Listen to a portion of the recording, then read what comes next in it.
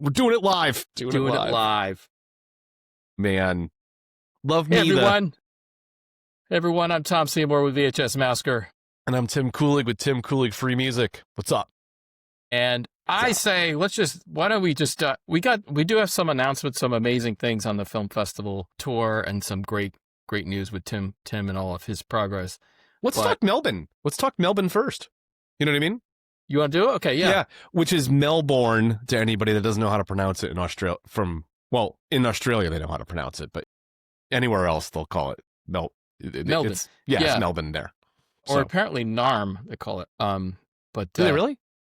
Yeah, I didn't hear that one. Yeah, so this is awesome news. So one of the biggest underground film festivals in the world is the Melbourne Underground Film Festival. And our film Video Dreams, which is a pretty personal documentary, it won a special jury prize and best documentary, which I think the special jury prize, I think that's the major award. Melbourne, maybe the second oldest in the world. I could be wrong. Still running. And because they've been running for 25 years, the American equivalent would be Chicago Underground. Wow. Okay.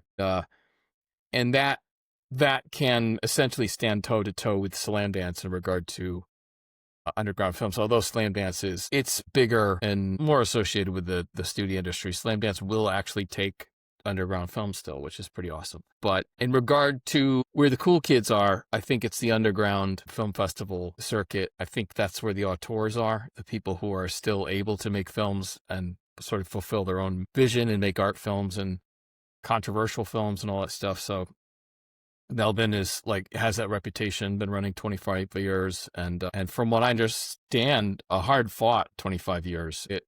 So congrats to Melbourne and congrats to you and I, Tim Kulig. Yeah. So did they in giving the announcement? Did they give you a screening date or what's going to happen? Well, it already happened. Yeah, it happened. It did happen. Well, Australia is at least 10 hours ahead of us. It's like 17, like something crazy. It's like almost tomorrow. It's essentially tomorrow, and so it actually happened on was it the 3rd or the 5th? But anyway, so just this week. Yeah, it just happened a few days ago. Yeah, like a day ago, but 2 days for us. Yeah, but sorry, I'm so squishy on this stuff, but that's all right. Yeah, it's like.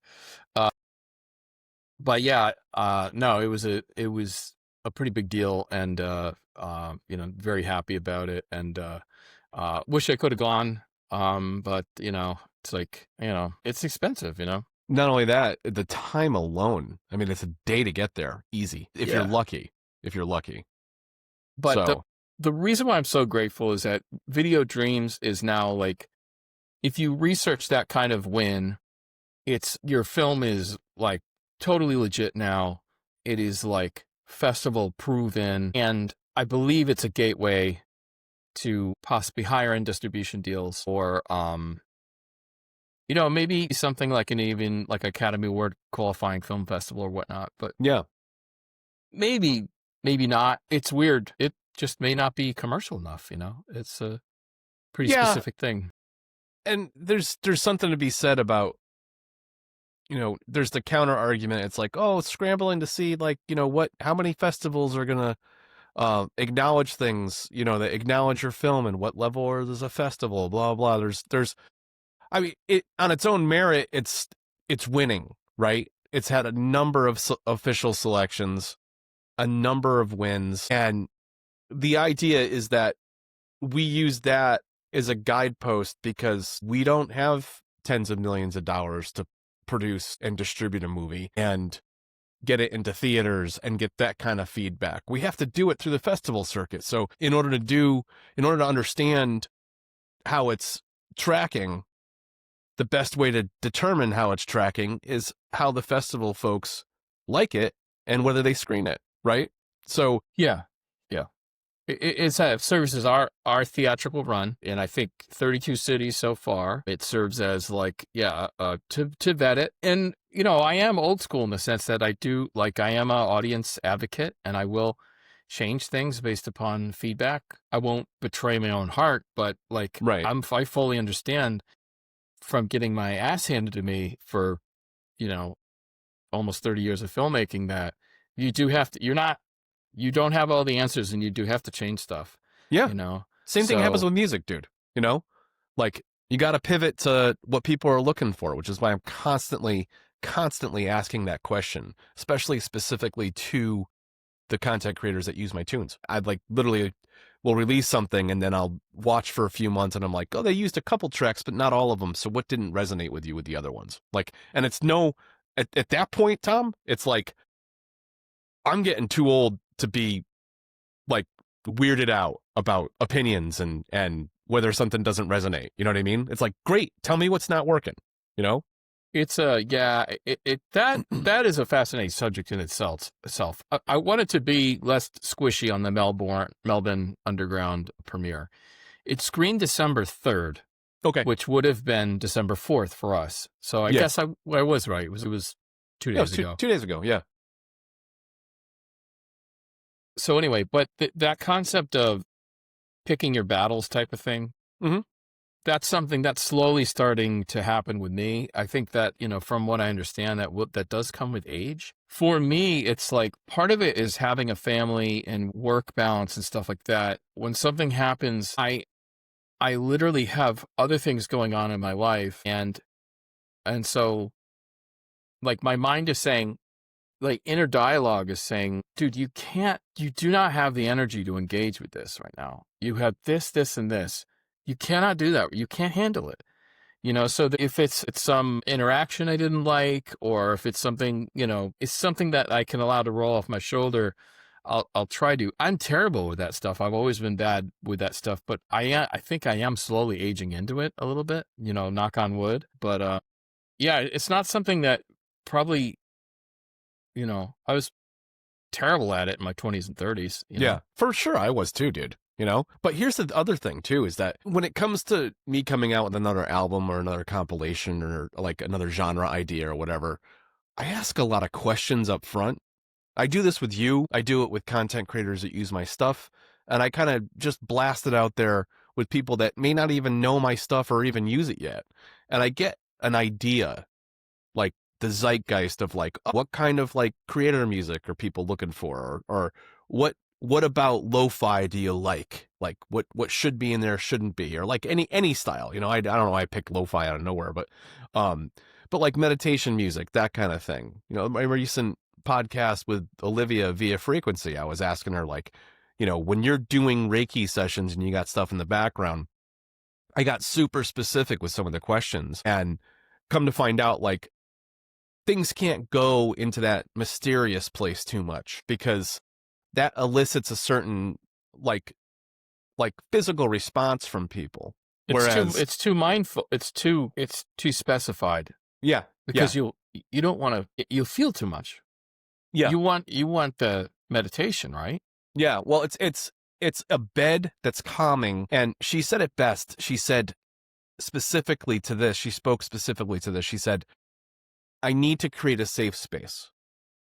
And the idea of doing that kind of work is establishing a safe space beginning, because you have to be open to receiving that kind of energy in that kind of energy work. And if you're closed off, and if the mood and the vibe in the background is such that it puts you on any level of the defensive, you're not going to get what you need to get out of it. Right.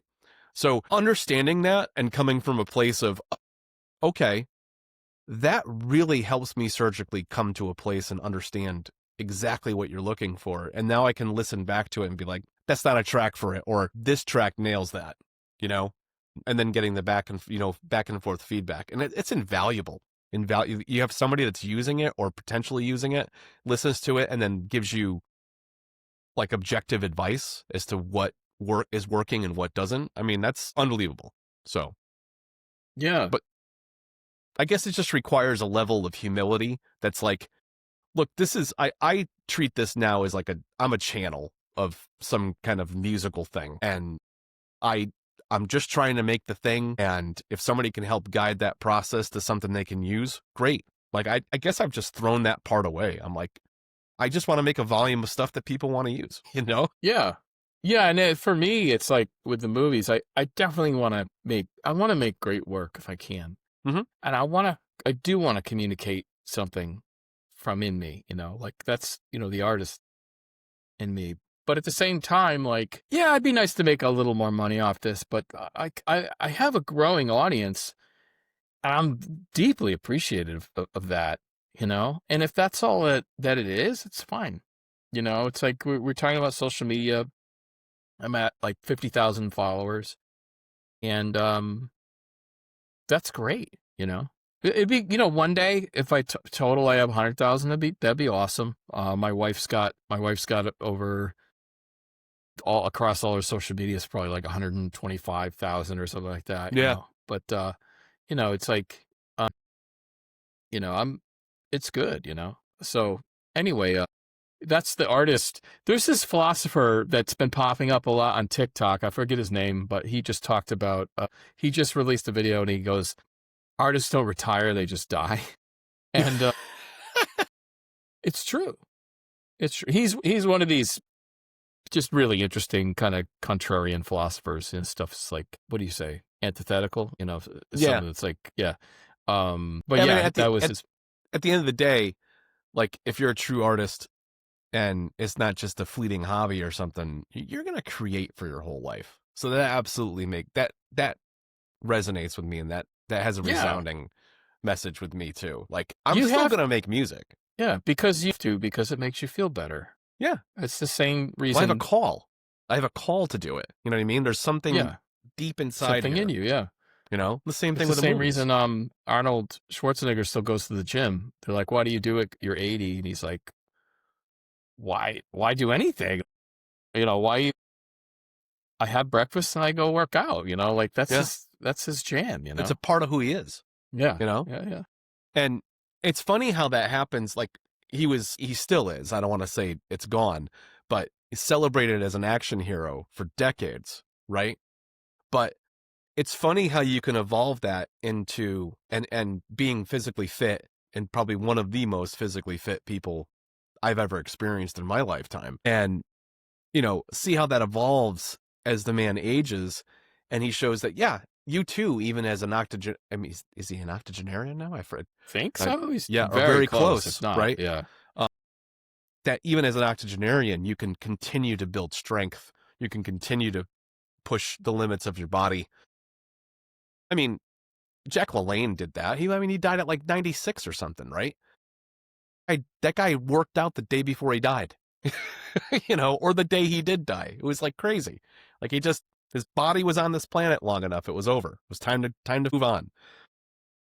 Yeah. It sounds like he went out clean, as they say, that's what you want. That's what you want. Yeah. Yeah. Not slowly withering away with like long-term diseases and debilitating things and in a hospital bed. That would suck. I don't want that, So I just do weights. I've been doing weights. That's why I've been walking like a lunatic, Yep. Walks and weights, man. The middle-aged dude, sort of like eat right, go for walks, lift heavy weights. But so on a different subject, I guess we should get into the Netflix. Is that all right? Let's do it. Yeah, absolutely. Okay. So pretty huge news. I was listening to a number of podcasts, including Greg from Fanzine. He was actually really upset by what happened was Netflix acquired Warner Brothers, right? Mm-hmm. And from his angle, and he it's a very good video. He's a physical media advocate. I think he's one of the more prominent YouTubers that delves into physical media. Yeah. And a lot of people watch him. He's influential. And he was pissed off because Netflix, they don't really like theatrical. They use it as a tool, typically to get nominations. Right. It's like press. They own some theaters and they'll put it in the theater for a little while and pull it out. So they're interested in like putting stuff in the theater briefly, And then the thing that he hated most of all was that, of course, Netflix is not going to be into physical media because it directly goes against their model. Well, now. So, yeah. Yeah. Yeah, I mean, they started as a physical model, but They did. Yeah, they did. Yeah, That's yeah. when we had our movies on there. Atlanta College Prophets was on there. And I think a few of the other horror titles. But yeah, you're right. They started out with physical media, but now is the opposite of what they do. And so he's pissed because of the size of the catalog. And I guess could we get into that? Can we post that still? Or do you want Go me to for do it it? if you want. All right. Yeah, absolutely. And it's crazy, and that's just a smattering. You know what I mean? That's just the big ones that most people would know. All right. You seeing this? Not yet. Now I can. Yes. Okay. So yeah, this is not all of it. Yeah, but that's not exhaustive on any level. It's just some of the big standout stuff. Yeah, major IPs, you know. And I would imagine if we got into the weeds on some of the other stuff, it would piss me off even more. Yeah. But if you look at this overall, the idea that Netflix would own this would more than likely mean you're not going to see much physical media from this. Because they want everyone to go to their shitty streaming site and stream the stuff there. So it's physical media likely will take a major hit, and hopefully people will appreciate independent films like we make, and they'll buy more of those from places like Vinegar Syndrome and stuff like that. Yeah. Or at the very least, maybe some of these other companies like I don't know. I think Scream Factory's having trouble actually, but you got Vinegar Syndrome and other Arrow Videos, another big one. Right.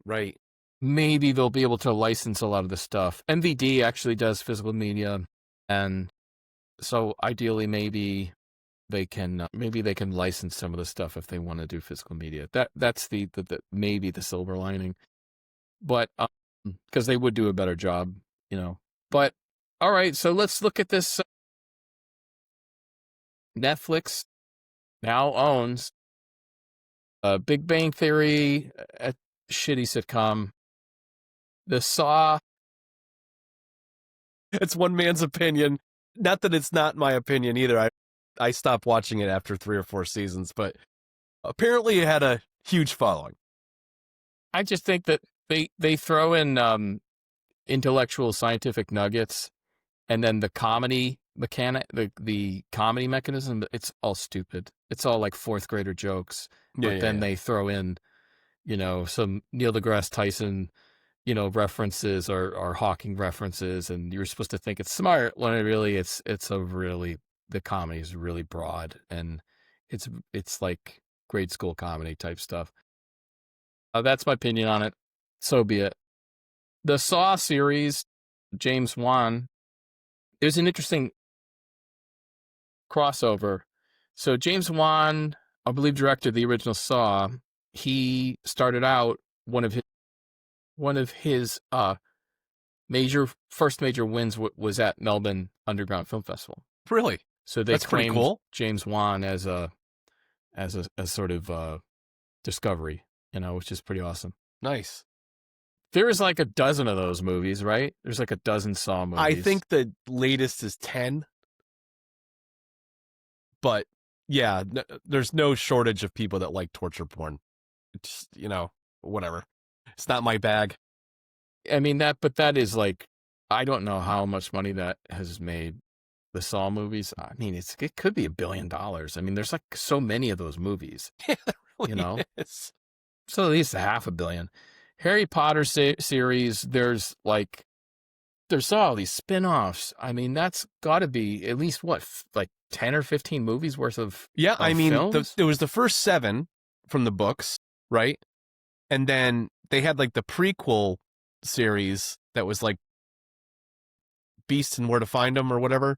Yeah. And there was at least 3 or 4 movies there.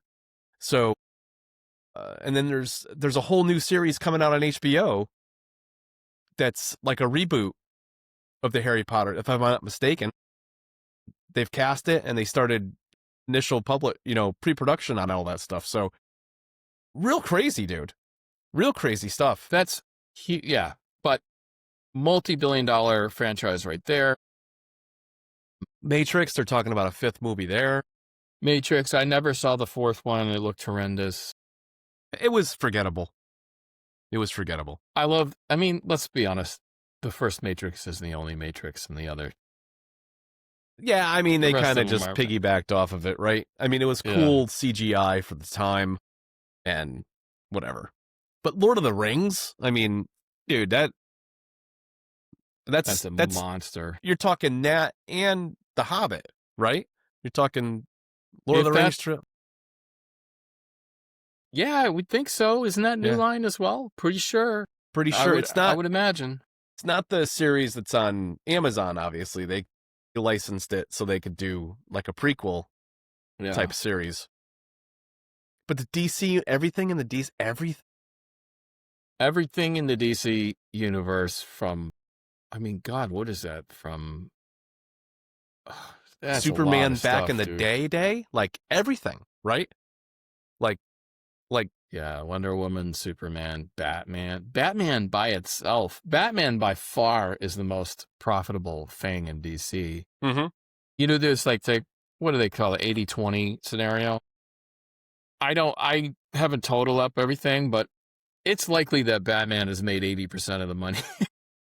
Yeah, because I mean, some of those, again, another bunch of a series of throwaway and forgettable DC titles that it was questionable in the boardroom why they selected some extraneous superhero for Yeah.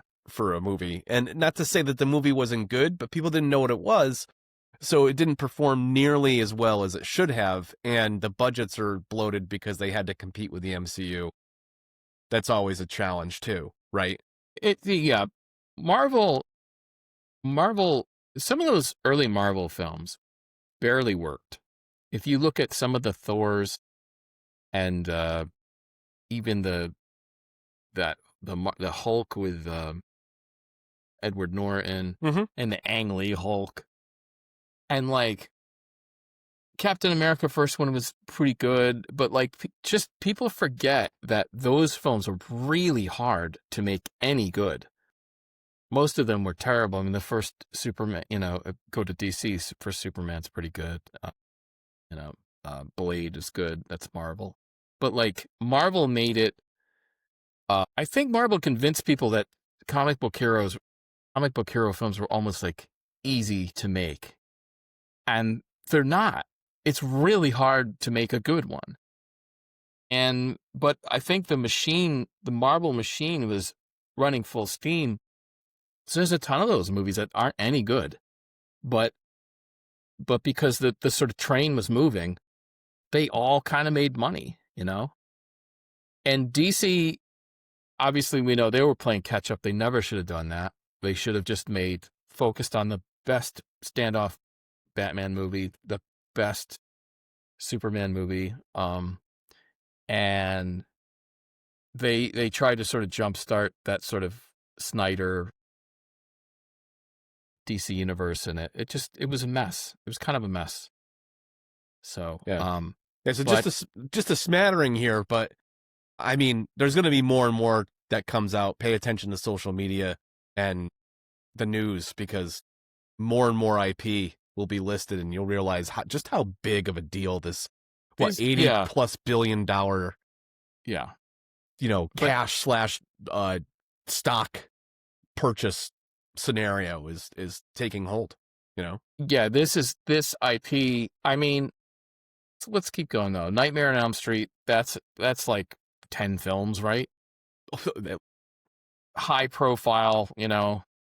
Some of these franchises are so ingrained into like American pop culture. It's like unbelievable. Looney Tunes. I mean, the amount of characters just in Looney Tunes is crazy. Dozens and dozens and dozens. Yeah, kind of Disney level animated characters, Yeah. I'm very curious if they're going to bring back some of the older stuff and allow it to stream on their platform. There's old school Seven Arts Looney Tunes and stuff, the stuff like the propaganda stuff during the Second World War and everything. That was like dude, it was super racist, and like characters died in the scenarios, and like there was like very heavy duty violence, that got suppressed for the longest time. Like, you couldn't find it anywhere. You couldn't watch it. Not that I'm encouraging people to consume it, but it's a part of our history, right? I mean, these were Yeah. these I are don't think he's seven shy. Yeah. these are 7-minute cartoon shorts that they interspersed in between films in a theater. Yeah. You know? Yeah. I don't think you shy away from that stuff because, like, you know, you think like, well, that can never happen again. Well, wait to see who we're at war with, and wait to see what ramps up in regard to propaganda. You don't know. You have no idea. So I don't think you hide that stuff. I think you shine daylight on it, you know? But you gotta make humanity aware of their history, but more importantly, their history, the misdeeds and the missteps. The idea is to try not to repeat that, right? Yeah. Scooby-Doo. I was looking at a Scooby-Doo the other day, and I didn't realize like how big Scooby-Doo was. Like, when we grew up, we were watching old reruns of Scooby-Doo. And it was fun. It had this ghost theme, and they would find, you know, it was a very cool idea. They'd essentially go on these mysteries, you know? Formulaic, right? It always had like a similar vibe. It had a 3-act formulaic thing, always landing on like that. If it wasn't for you pesky kids, you know? Yeah, exactly. Yeah. Or you're meddling kids.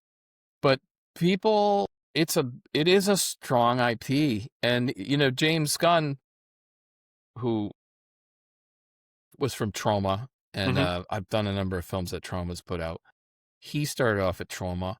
One of his big things was, I believe, writing a Scooby-Doo remake.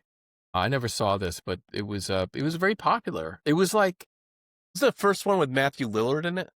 Yeah, I think that was it. And it was like it was a hit, and you wouldn't think it would be, but it was, you know, probably was written really well, you know, with respect to the material, you know.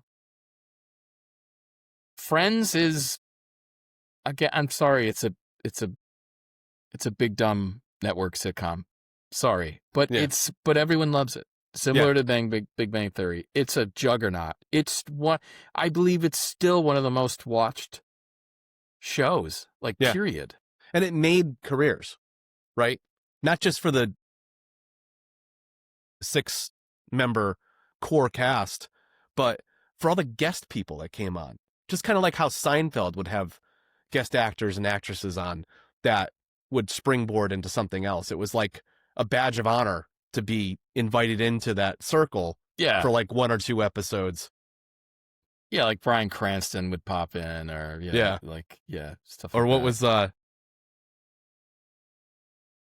Patrick Warburton on Seinfeld, you know, is what the hell was his name on there? Eddie or Peggy, Patty, or I'm forgetting his name, but he was the boyfriend of Elaine for a while. Well, the 8-ball guy. He did the voice of. Well, he played the original series Tick. The Tick. Yeah, the Tick. Yeah, that's what I was thinking. Right. About, He just has a very an iconic but that's it. Putty. That was it. I'm like, Patty, Putty. Like, we'll find it. No, it just but that's just it. Like, but outside of that, again, a formula that worked for many, many seasons. I feel like both of those examples, though, the agent agreements and increases in compensation basically price them out of that thing and force that thing to close. You know what I mean? Like, right. I mean, the last season of Big Bang, they're all like in their 40s, still living in the same apartment. Yeah. Not only that, but like with the Big Bang Theory, I think the last couple seasons of the Big Bang Theory, some of the few frontrunners were making like $1 million an episode or something. Yeah. Like it. You can't sustain that. Like, how much further are you going to go? Nobody's going to make any money. Okay. Yeah. I wanted to bring up Wizard of Oz. Yeah.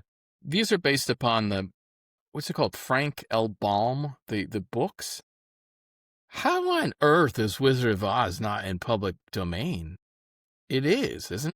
That's a good question. The movies that were made won't be. Like I think the first serial set of movies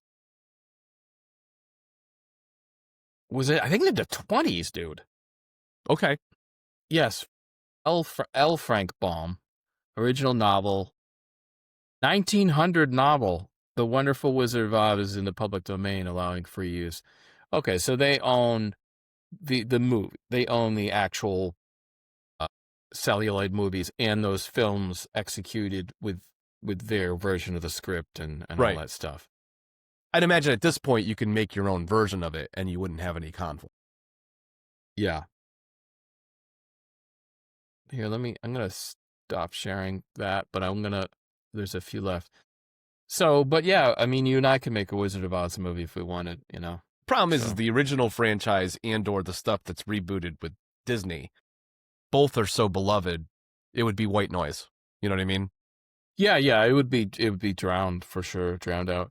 Okay, then the last thing on this list of just the highlights, the major ones, is Game of Thrones, which is HBO has fully rehabilitated that series because of the House of the Dragon, and I think they're doing another one now. It's solid. It's very clear. I heard rumors that HBO is looking to redo the final season. Did you hear about that? That'd be amazing. Yeah. Yeah, they feel like it didn't land. It didn't really support the audience the way that they intended. And there was such displeasure with how the thing petered out. And it, not for nothing, it had a lot to do with the fact that they kind of had to make creative leaps of faith because they produced that series beyond the books at the time, right? Yeah, there's a number of things. They produced the series beyond the books, like you said, and the two directors were jumping ship to develop shitty Star Wars movies. So in hindsight, we're talking the sequel trilogy. Is that what the? Yeah, I believe. I don't even know if they ever did it, but it's very clear that they should have just kept their eye on the ball. It's not the two guys that got fired from Solo, is it? Let's find out. Yeah, because that would be interesting if they left that to do Solo and then they got kicked off. Because didn't Ron Howard have to take over as an EP on Solo to clean it up as a director?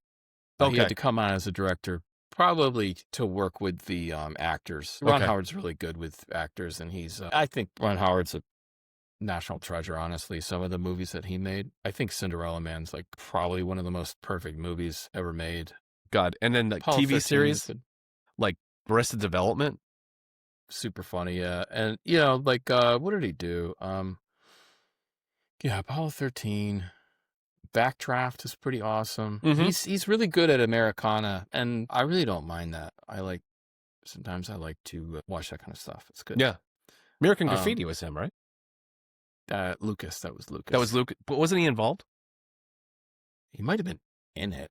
Oh, okay. I forgot. Because he was still acting it. Yeah, he did. He actually got into direct. He did Happy Days, and then he hooked up with Roger Corman because he wanted to learn directing. And I think he went to film school and then he learned directing. And, you know, of course, Ron Howard, it's like, I could use some more money for this wedding scene. We don't even have extras. And Roger Corman goes to him. He goes, Ron, if you do a great job for me, you'll never have to work for me again. And he did. He made a good film and then he moved on. Yeah. Yeah, that's amazing. You talk about a mentor just basically being like, you're going to be you're going to move beyond me if you do well. Blow me away and then you'll never have to work. And I think I saw the shot that he did. I think it was a wedding shot. And what they did was they had limited people. They crowded the people in and they put the camera low and they're facing the bride and the groom. And they just kind of come through and the audience, the crowd gathers around. So it made it look like a lot of people. Yeah. You created that illusion without having to have that many people. That's amazing. Yeah. The main Game of Thrones showrunners, David Benioff and D.B. Wise, were set to create Star Wars trilogy for Disney, but stepped away in 2019 to deal with a massive deal with Netflix. So they left to go to Disney and then immediately pivoted. to Netflix. What did they make? Did they make anything? I gotta look this up. Yeah. And now we've gone down a rabbit hole. Let's figure it out. You check them out on IMDb. 3 Body Problem. That's actually supposed to be really good. Is it? Yeah. Yeah. Leslie Jones, Time Machine. It's a comedy stand-up. Interesting. Wow. What happened? Okay. So Right. weird. So you probably should have... 3 Body Problem is very well liked on that. I still haven't watched it, but she's seen it and she said it's like, you gotta see this. It's really cool. I think it's based on a book series. I mean, it looks okay. I think it's rated pretty good, but I don't know how it's not bigger than Game of Thrones. Right. Probably shouldn't have fucked up the entire Game of Thrones series to do 3 Body Problem. Shit. Well, dude, how many times do we see that in the history of cinema that we've experienced in the 30 plus years that we're like conscious enough to understand the industry on some level, where you see somebody in their careers going, then they make 1 or 2 or 3 bad decisions, or maybe they didn't make the decision, maybe their agent did, and then their career just completely fizzles out, right? 1 or 2 or 3 flops, and it's like, yeah, this person won't draw the money anymore. And it turns out the bottom line is economics, right?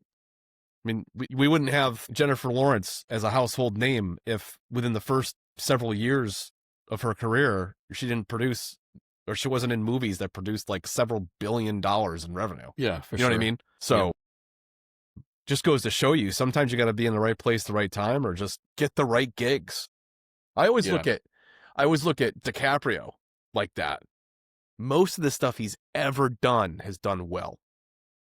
There's a few stinkers in there that didn't do much, but they were still like an art house thing that is revered, like in the background. Like, yeah, it didn't do well in the theater, but people kind of dig it, you know? I think people like him and Brad Pitt have a whole team.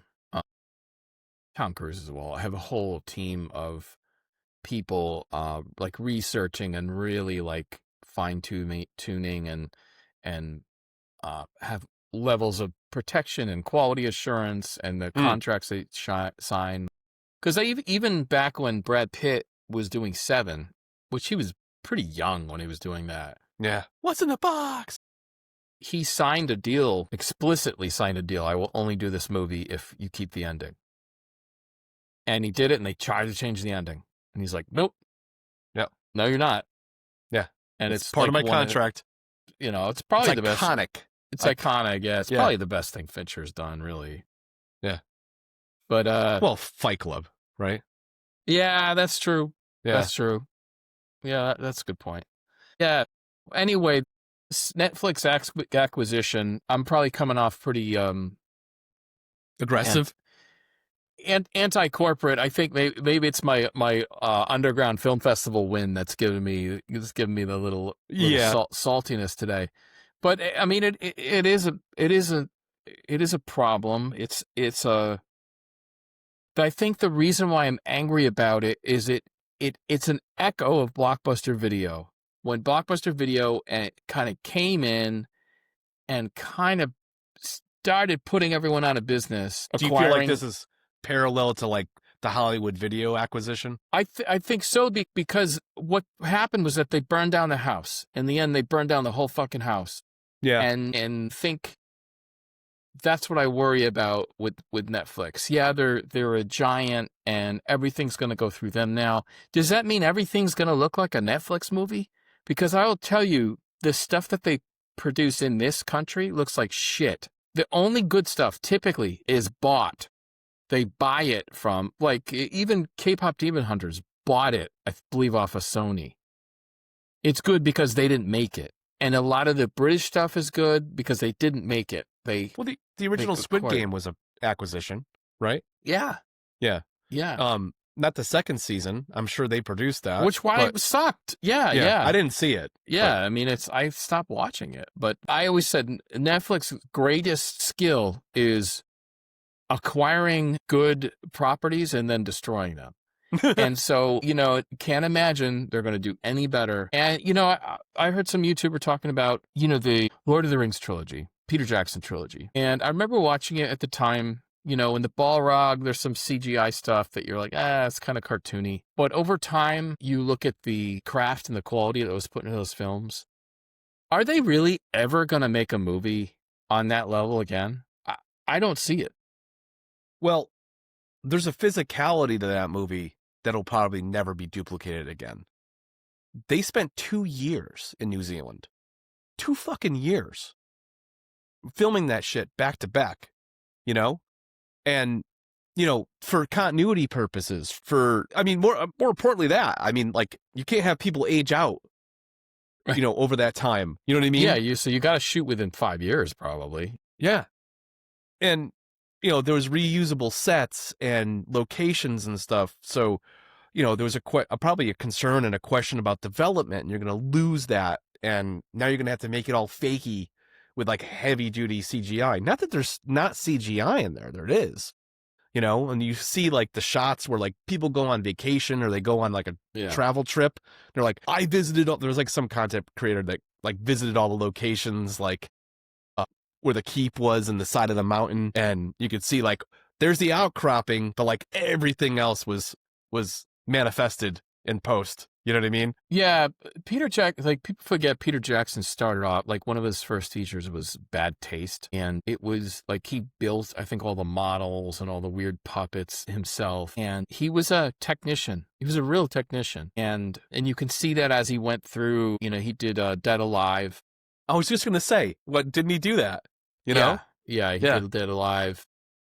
Peter Jackson was doing all sorts of stuff, like playing with different lenses and depth of field to make Gandalf look larger in the frame than, the Hobbits. Mm-hmm. You know, so even building weird tables where the objects were larger in the foreground and small, you know, like doing all sorts of stuff so that he could save. Like, he was very budget conscious. That's why, you know, they were made. It still cost $200,000 or $300,000, I think, to make all 3. But it's a lot of nothing today. Yeah, it's a lot of content. They spent that on the last Indiana Jones, and he did all 3 of those movies for that amount. I mean, there's inflation too. I have to take that into account and give that consideration, which is massive. Yeah, $281 million for all 3 films. That includes salaries and everything. Wow. What year was that? I mean, honestly, it's probably 2000. So that's roughly $500 million now. You know what I mean? I'm not going to calculate it, but you'd have to spend double essentially. My mind thinks that's 7 years ago. Do you know what I mean?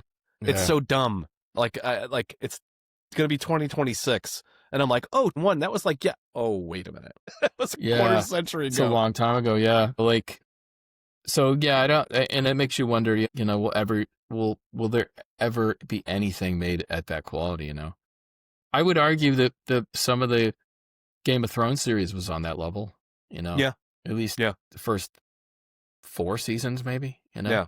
And honestly, there's purists that don't care for this new reboot, this prequel series that's on Amazon for Lord of the Rings. But I went through, I think, most of the first season, and I don't know nearly the lore that like people like Kevin do or whatever. And like he makes references thing. I don't know what you're talking about, but it sounds fascinating. Those people, you're not going to please those people because there's going to be creative license made. It's nothing that J.R.R. Tolkien wrote. So you're reading into like these loose references to like 1,000 years prior. Yeah, so it's not and like Peter Jackson and his wife spent years building this thing, and they loved Tolkien, and their whole mission was to not inject any of themselves into it, and to try to just because they loved it so much that like they were really trying to transfer this to that, you know. Mm-hmm, mm-hmm. And that's pure emulation of the story, right? Yeah, because that was a different time period when that's the shit you did. Like a lot of those people came through. Peter Jackson included came through the underground film circuit, you know, rough and tumble all the way through. to do things like, he did Frighteners with Michael J. Fox, and then, Yeah. he did a few art films. I forget what they were called. He was very interesting because he'd do like an art film and then they would do like a horror film. And these filmmakers really came through times where like there was a full understanding that like you had to like take your medicine and make improvements. And now, I mean, the stuff that comes out of Netflix and Disney Plus now, it's like, the stuff is terrible. The writing's terrible. Again, Greg from Fanzine talked about this a lot. Like some of the writing in Netflix is bad. Like, I don't want to say on purpose, but they realize that a lot of people are not fully watching their TV show, meaning like they're on their phones. Mm-hmm. And so they will have their writers write terrible exposition where the character's explaining what they're doing and where they're going, like over and over, because they know people aren't really freaking watching the show. Right. It's background noise. So like, where's the art in that? Yeah. You're said that's like garbage. Yeah. That's, Yeah. Yeah, I understand. Weird. I understand the need for such a thing because there are times when you're doing things in the house or you're preoccupied with a different activity and you have something on for ambient noise, right?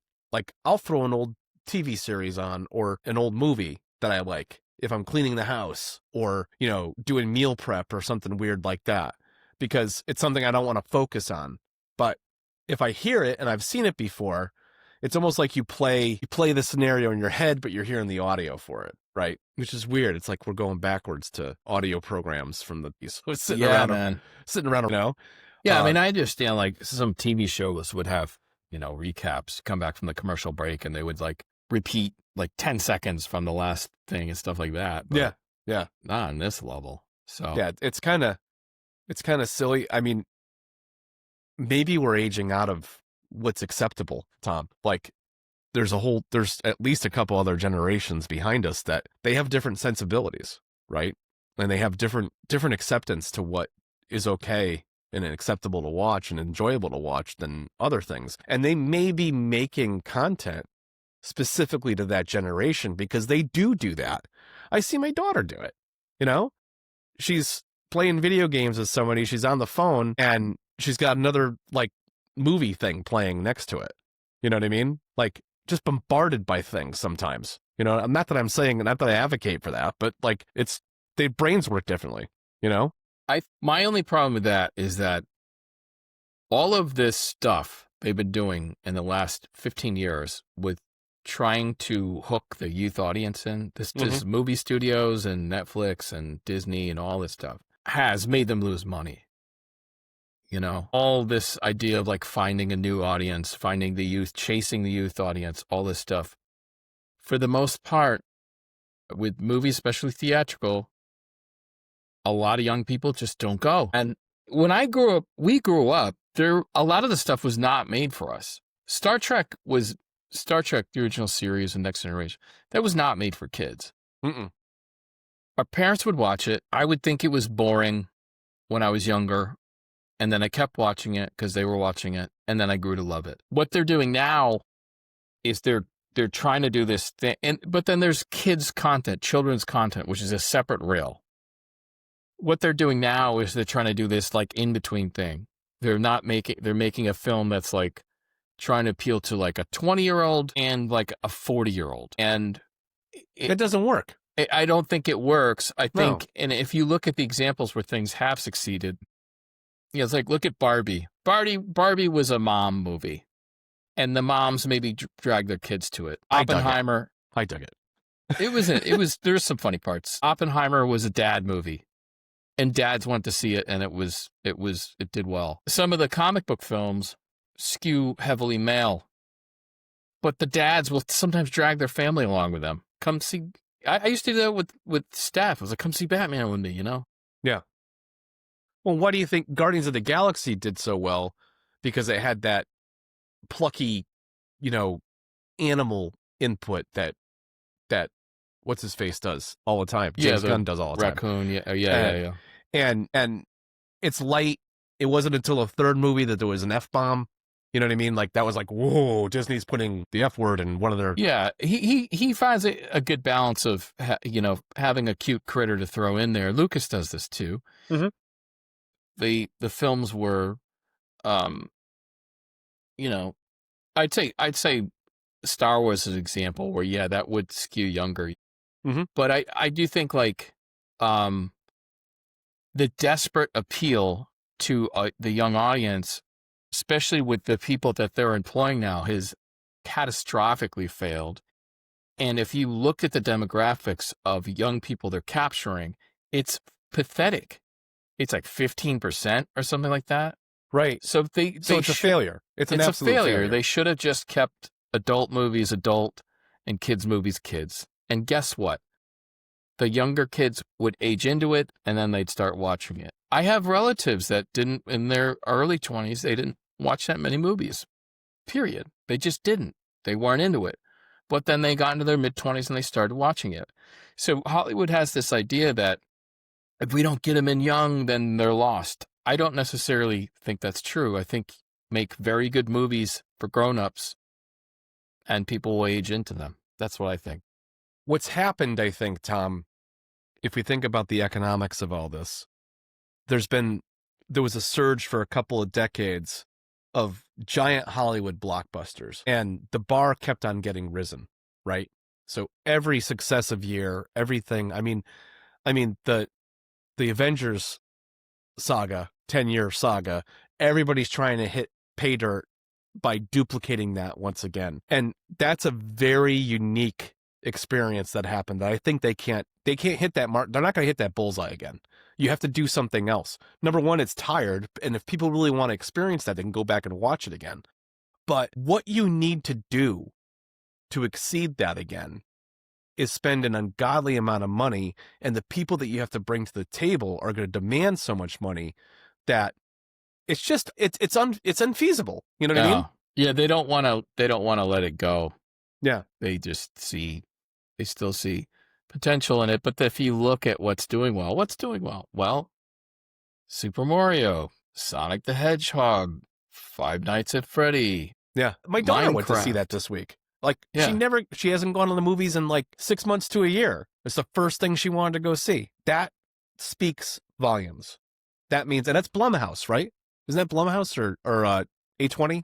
I want to say it's one of those Five two. Nights at Freddy. Yeah. I don't know who produced it, but yeah. And then like Minecraft, and it's like that's what's happening now. Yeah. But that's kid stuff, and it's marketed towards kids. You know, and so that's why it works. Yeah. This kind of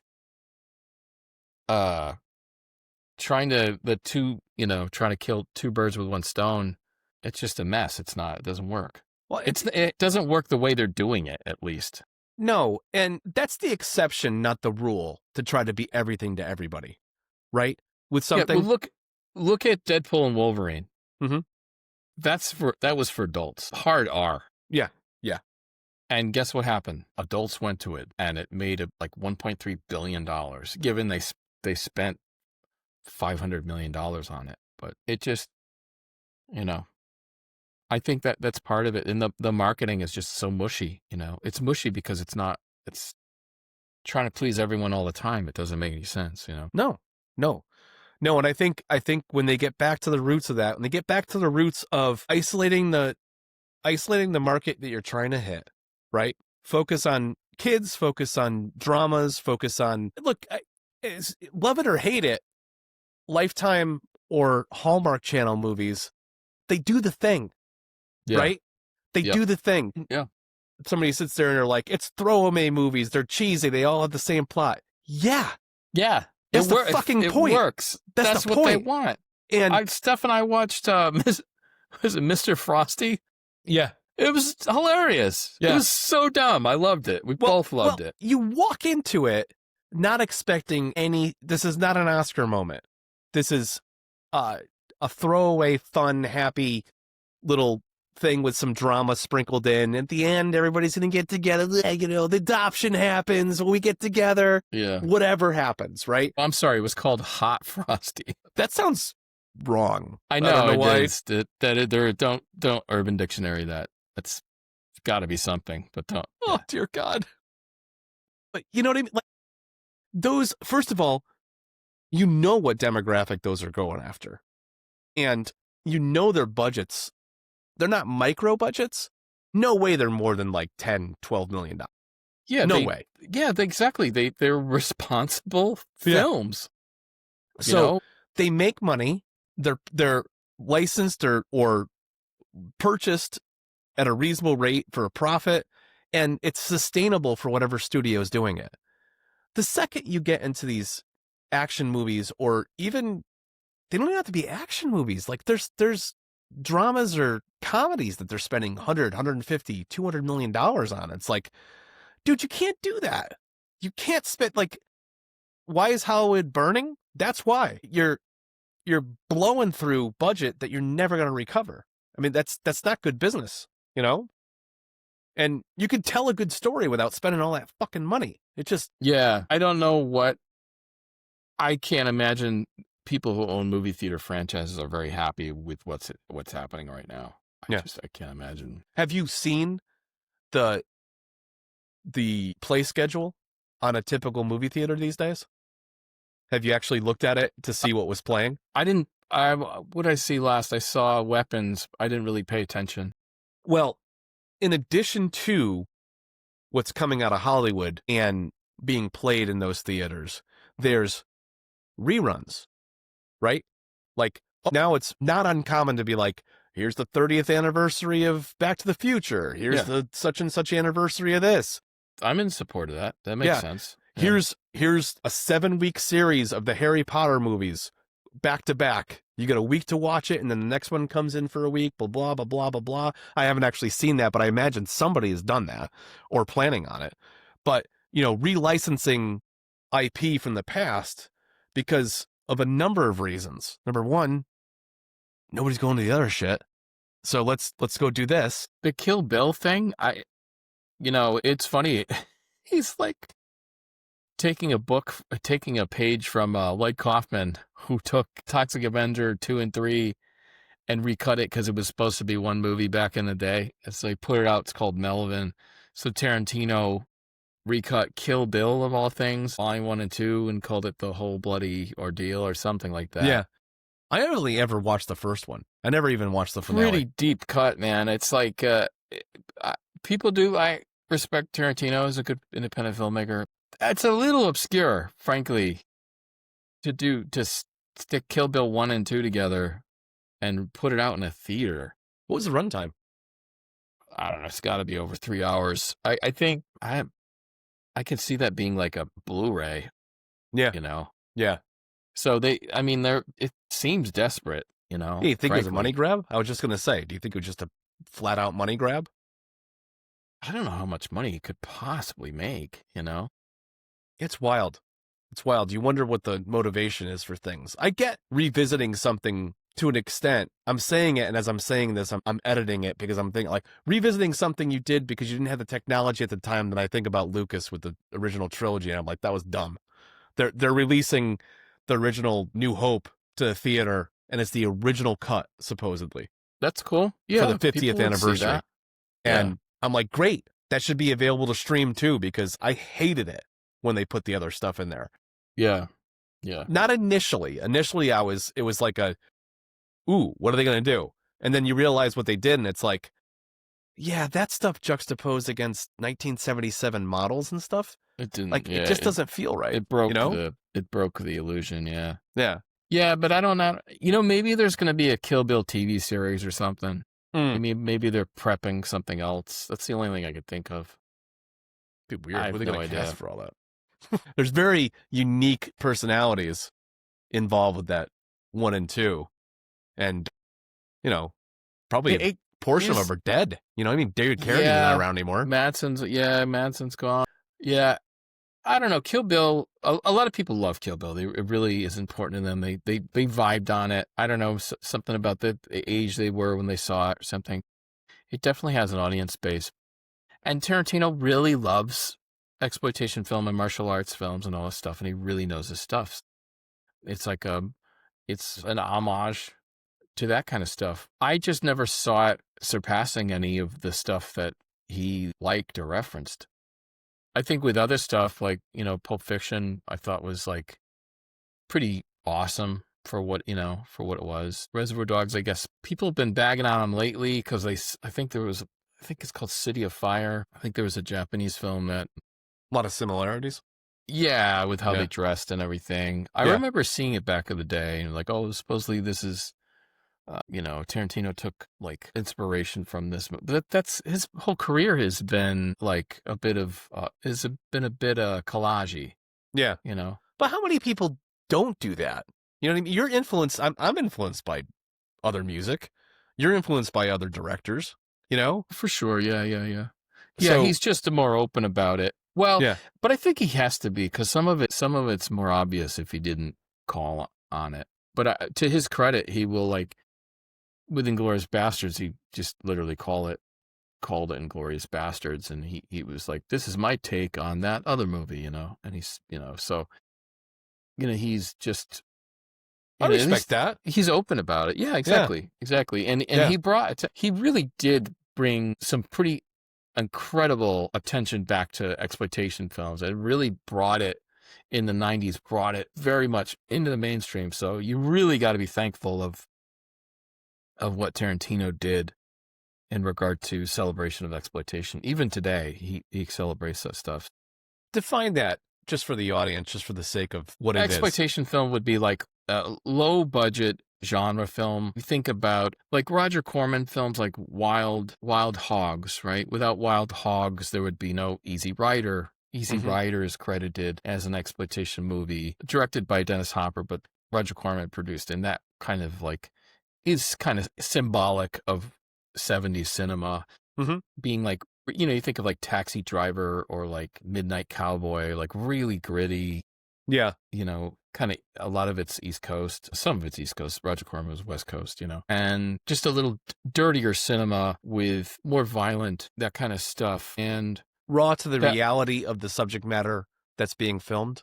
Like, is that sound? And because it was a departure from some of the 60s films that were sort of more, they were getting boring. They were very like in-house studio productions, like a lot of like just, I don't know, just stuffy, everything's shot on a studio set and it's just all very.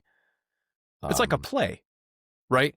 Like, yeah, it's just all very, very like, I mean, some of the stuff you had some cool noir in there and stuff like that. There's not to say there's some awesome movies in the 60s, and then independent stuff like John Cassavetes was doing some pretty awesome stuff, but he was doing that independently. So there's always been independent films and stuff like that. But in the 60s, they were kind of losing money too. And so like when exploitation came along, that would include like black exploitation, like Pam Grier and a lot of the, movies with like Jim Brown and Jim Kelly and. Yeah. Stuff like that. So like, but Tarantino really loved that stuff and brought it into the mainstream. Really, he made Jackie Brown, which had Pam Grier in it. Like he was very good in that way. So I think people got to remember that with Tarantino.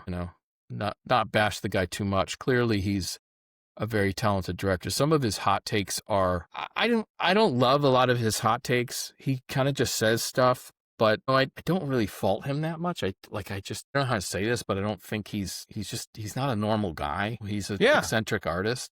Well, I mean, you see the history of his films, and I know we disagree on Once Upon a Time in Hollywood. For whatever reason, nothing about that really resonated with me.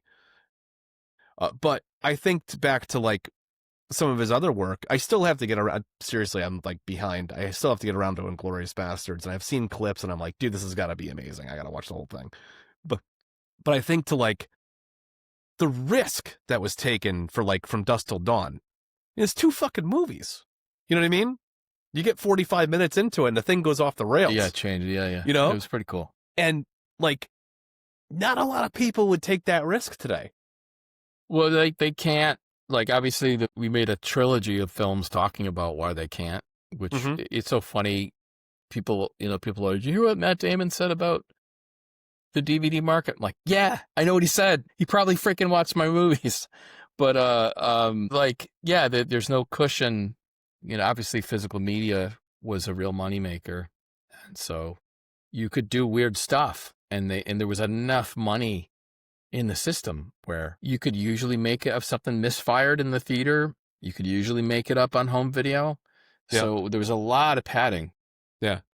Anytime I go down that path where I go theater, 90-day window pay-per-view, physical to the video store, non-sell-through, then 1 year to sell, then after the video store, online, pay movie services for 6 months to a year, and then finally a sell-through cut. Like that was like a 3 to 4 year journey for films where, that's how like you could take Bottle Rocket that lasted a couple weeks in the theater and turn it into an underground sensation, or even that. I mean, these are later in the game, obviously, but but he's a special character anyway.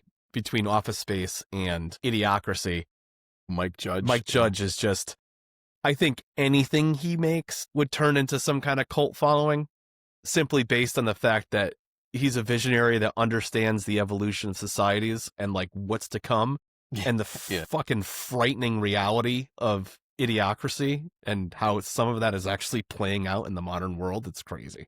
Yeah, it's absolutely crazy.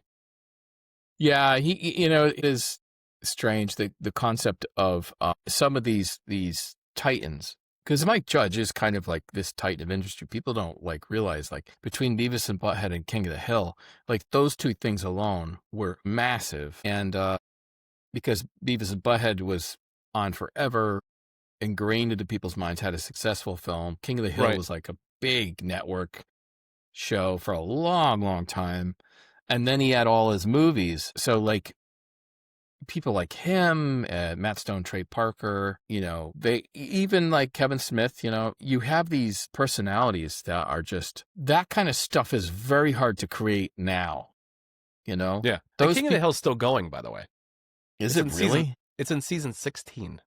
Yeah, it's almost like The Simpsons, right? It's like, but like those personalities, those juggernauts, they're really hard to form now. It's obviously there's an ocean of content and all that stuff, and those people came up in a time where it was ruthless and persevered, So yeah, generating a faithful following of a new IP, very, very difficult, very, very difficult. And it seems like some of the longest running IPs out there are animated.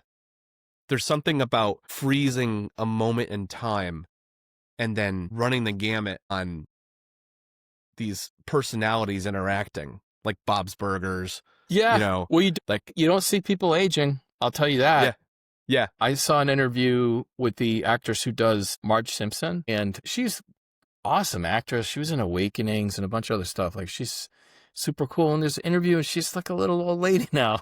Yeah. I was like, oh my God. Yeah, she's made a career out of that voiceover. It's upsetting. It's like, oh no. Yeah. You're Marge, don't get old, Yeah. Yeah, but yet on screen, they still pull it off. It's like Bart still sounds like Bart. I mean, the key is they were all adults when they voiced that stuff. Yeah, so sure, yeah. Your voice isn't going to change that much. And who knows, dude, there might be some modifications being made with current technology to ensure the consistency with the sound of everything. Because that's like, what are they on, 32, 35 seasons? Yeah. Maybe even more. We were young when that was on. Julie Kavner voices Marge. And even they're showing a picture of her, and they're showing us this picture of her, and she's like 40. She's not that age anymore, It's like 37 seasons, and they're still relevant. Can you imagine having any show 37 seasons that's still relevant? It's got to be the top of all time. It has to be. Yeah. Next to, say, like Sesame Street or something. You know what I mean? Yep. Which... Oh, she's 75. And that makes total sense. Yeah. But it's more heartbreaking because she's animated. You don't think it's a surprise. It should not be a surprise. Like, how can you have a show, why would I think, she's immortal or something, Right. Yeah. There was I thought there was some kind of controversy recently about Sesame Street too, that like they were going to lose their funding and it might actually stop.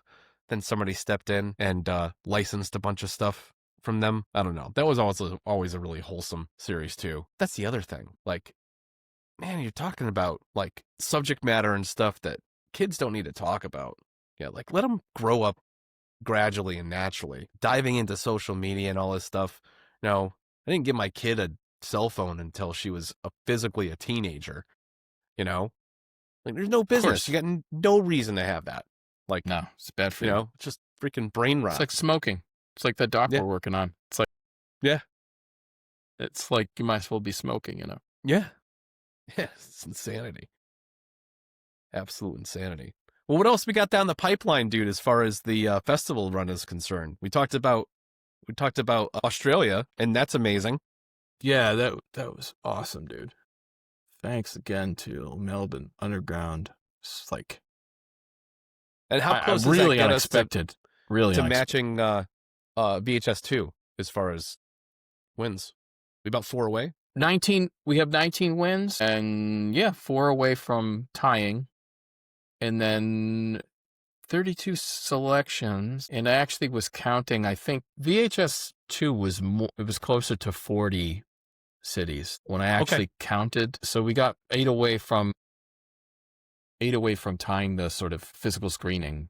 Yeah. In cities. Well, we got a ways to go though, too. Yeah. All right. So I can look at this.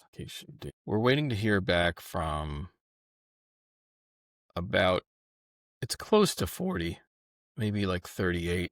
This month, the big ones are, well, there's Fixion Fest. That is, I think that is Santiago Metropolitana. Is that Chile? Did you just say Santiago? Yeah, I think it is Chile. And as they say, Slam Dance, December 17th. Okay. That's right around the corner. Always Late TV Movie Awards. That looked cool. It was just like a fully produced award show that I thought looked really interesting. Oh, that's January 6th. Gothamite Film Awards. Looks like they pushed their date. They're supposed to announce winners 12/1, and now it's January 1st. I don't know. I don't know if they're, honestly, these guys might be defunct because they don't seem to be following their, they're no not, updates. They're just letting it drift and drift. I'm reluctant to reach out to a festival because I don't want to be that guy to like, what's going on? Yeah, you know? Right. So I'm not sure. Then in January, you got San Francisco Independent Film Festival. That's a big one. Spring Horror Hound Festival. That's probably one of the biggest horror conventions. Horror Hound magazine puts that on. CineQuest is January 30th. And then we got some interesting New York ones I gave a try. Film Diary, NYC. They don't run. So there was the New York Underground Film Festival. Somehow that got discontinued. And no one ever picked up the mantle. So there's actually nothing called the New York Underground Film Festival right now, but they do have this thing called Raw NYC. So we'll find out. I wonder why that was. You'd think there was enough interest in maybe it was a COVID fallout or something.